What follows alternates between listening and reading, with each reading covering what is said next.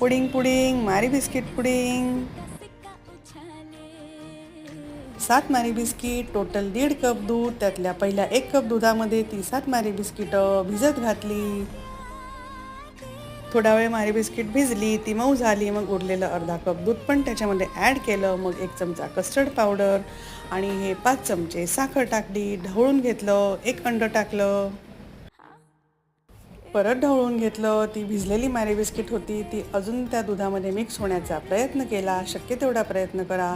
आता हे थोडंसं पुडिंगला कॅरमल इफेक्ट येण्यासाठी हे भांडं तापवलं पुडिंगसाठी. त्याच्यामध्ये साखर टाकली, ढवळली.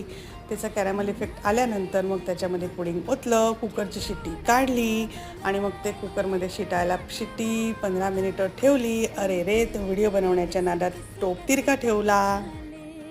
आता हे तिरकं पुडिंग चवीकडे बघा, शेपकडे बघू नका. उत्तम लागतंय.